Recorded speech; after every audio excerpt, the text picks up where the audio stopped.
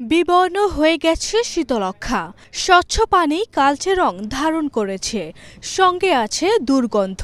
কুচকুচে কালো আর উৎকট দুর্গন্ধে পানি ব্যবহার তো দূরে থাক, নদীপথে চলাচলই এখন দুর্বিষহ হয়ে উঠেছে। আগে ভাত খাইতাম পানি দিয়া, এত সুস্বাদ লাগতো পানি, এখন খাওয়ার দূরের কথা, বহুত দূরের উপর থাকতে বাবা। পানি খাইতাম, পানি এত ফ্রেশ ছিল, স্বচ্ছল পানি ছিল, এখন আর সেই স্বচ্ছল পানি নাই। সরকারের কাছে এটা চাই যে পানি আগের মতন হোক।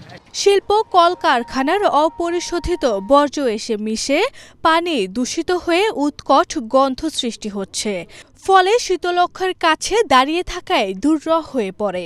নাকে রুমাল চেপে নদী পারাপার হতে হয় সাধারণ যাত্রীদের।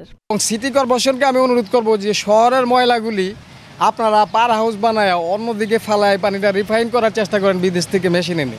নদীর পানিগুলো পরিষ্কার হলে আশেপাশের মানুষগুলো সুশৃঙ্খলভাবে থাকতে পারত। ট্যাঙ্কের থেকে আগে আপনার পচা পানি ছাড়ছে নদীতে, এটা যদি আমরা ইউটিউব প্ল্যানের মাধ্যমে এটা শোধনাগর করে নদীতে ছাড়ি তো আমাদের নদী ভালো থাকে। পরিবেশ অধিদপ্তরের হিসেব অনুযায়ী প্রতিদিন শুধু অপরিশোধিত 15 কোটি লিটার শিল্প বর্জ্য বিভিন্ন খাল বিল দিয়ে এসে শীতলক্ষ্যায় পড়ছে। নদী রক্ষায় দায়িত্বপ্রাপ্ত সংস্থাগুলোর কর্মকর্তারা বলছেন, দূষণ নিয়ন্ত্রণে তাদের কার্যক্রম অব্যাহত রয়েছে। সেটি তদন্ত করব এবং তদন্ত সাপেক্ষে যদি এ ধরনের কোনো কার্যক্রম কোনো আমাদের অফিসের কর্মকর্তা কিংবা কর্মচারীর বিরুদ্ধে পাওয়া যায়, আমরা তৎক্ষণাৎ আইনগত ব্যবস্থা গ্রহণ করব। নদীকে বাঁচানোর জন্য, নদীকে মানুষের কাছে পূর্বের অবস্থায় ফিরিয়ে এনে উপভোগ্য করার জন্য যত প্রচেষ্টা আমরা সেগুলো নেওয়ার চেষ্টা করতেছি।